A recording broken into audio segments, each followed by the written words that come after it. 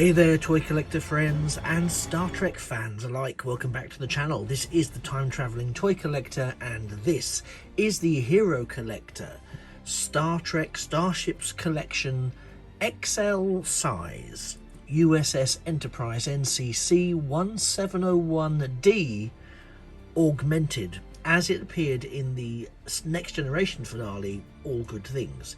Now, this could be from whether we'd call it an alternate future or a redundant timeline or part of the Star Trek multiverse. There's no end of ways to describe it, but what I'm going to do is describe this ship as pretty awesome because it really subverts everything we kind of knew about and believed the USS Enterprise-D would to be. And it's interesting to see what the Next Generation crew perceived the future of the Next Generation Enterprise-D to potentially be. I think it's really, really interesting, considering we see what actually happens. I'm not going to spoil it, to the fate of the Enterprise-D and what comes next. But yes, we do have this alternate future variation of the US Enterprise-D as it appeared, and I'm going to just take a moment to say that obviously it builds upon the XL standard XL version of the NCC 1701D, but here you can see significant upgrades to the moulding, if we want to call them upgrades, which consists of the third nacelle, the wings or fins, the increased fuselage, the saucer mounted cannons, and of course what you can't see from this angle but you will see when I get it in hand is the mammoth, you can nearly see it, as it goes past, but is the mammoth weapon system single cannon that resides under the saucer section. So clearly all those battles with the Borg have paid off in terms of designing ships that will take care of business. Again, I'm going to zoom in the first instance to the saucer here. I know it's still rotating round, so hopefully this won't make anyone too queasy.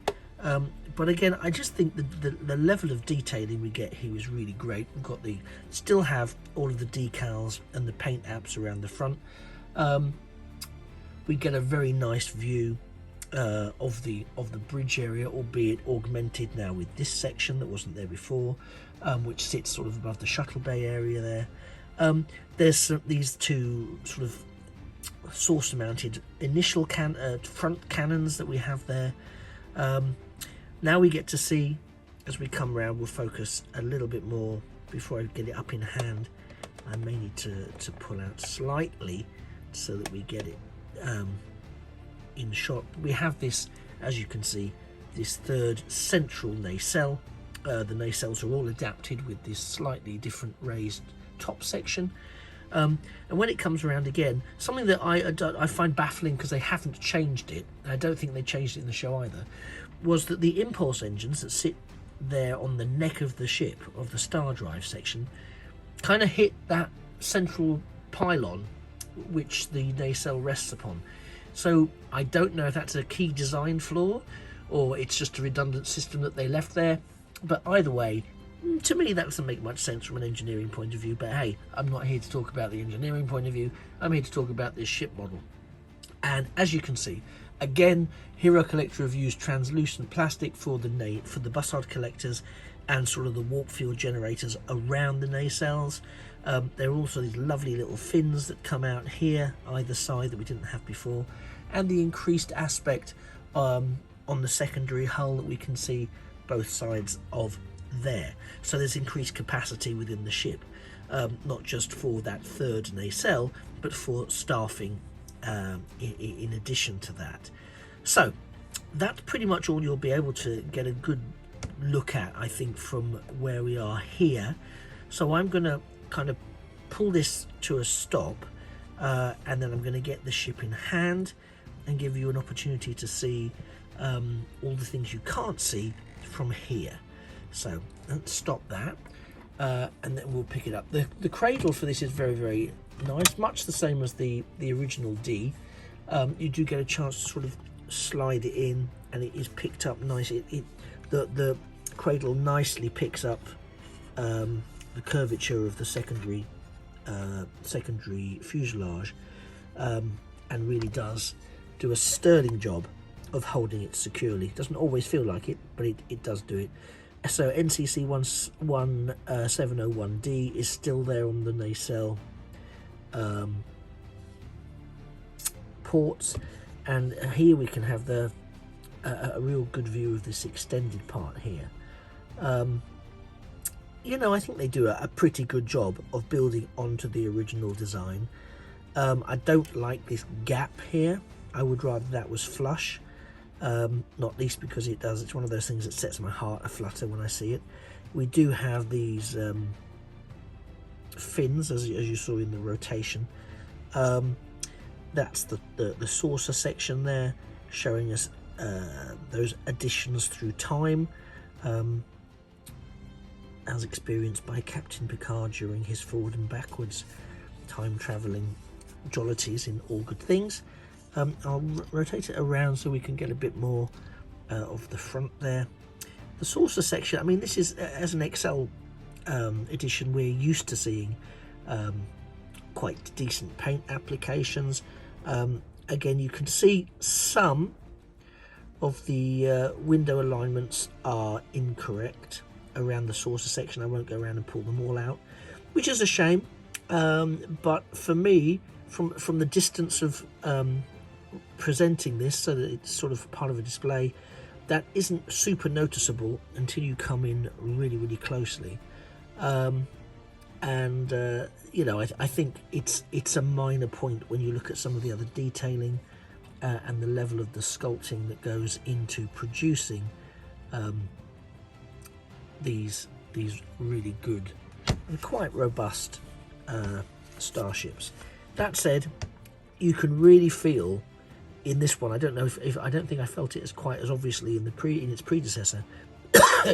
Excuse me, but you can feel the plastic here versus the die cast that's in the saucer section. There's a real differential between the two, so I would always be mindful of supporting the ship if you're holding it, taking it in hand, using the saucer section, just to avoid any strains or stresses. So here's the underside, and you can see the deflector array, the aft dorsal phaser strip there, but we can really see that magnificent weapon that is attached to the lower portion of the saucer there in all of its glory. It's really large, very long, goes right up to the phaser bank area there, and it's well decaled, and we see that the registration has been redone, so it's split either side of the gun, so that's a nice. Starfleet and Space Dock have clearly spent time repainting it to accommodate the new weapon system, which is, you know, something I think we should all be very grateful for. But yeah, it really does look good. It really does. And I think, again, given this is a mass-produced item, I'll just do a flip so you can see all of that aspect there. You can still see the inlay where the saucer presumably historically used to detach. I don't imagine it's possible now with that gun system there, because that would also have made those well, I was going to say that would make the make more sense of the impulse engines, but I don't think it does, because they're on the wrong portion of the saucer. They're actually on the neck, so they don't form part of that saucer separation system, so they wouldn't. We've got our own impulse engines there either side. I say we've got, you know, the saucer section's got. So yeah, I think looking at that, the detailing there is excellent, as we've come to expect. Again, my minor criticism, which I know is a popular criticism of others, is the paint decals around the windows. I think I can move beyond that, to be perfectly honest. I'm okay with that. I'm more taken with the really good detailing of everything else that we get. So the saucer section the nacelles, and of course the additional aspects that we find now on this future edition of the USS Enterprise. It looks quite formidable. You wouldn't want to engage, if you excuse the expression, in any kind of warfare with this. Again, mindful just how quickly it picks up any dust, etc. So we've got those escape pods there. We've got, I mean, it's just all pulled out really beautifully. I think really beautifully. As I say, notwithstanding a couple of minor criticisms around the paint application, I think the overall design is really good. The realization of the design, that is, not some of the logic of the design. And I think it's a very, very, very well put together piece. So again, I'm just going to show, I hope you can see. So you can slide it down there. There's a point at which obviously it's not going to behave now, is it?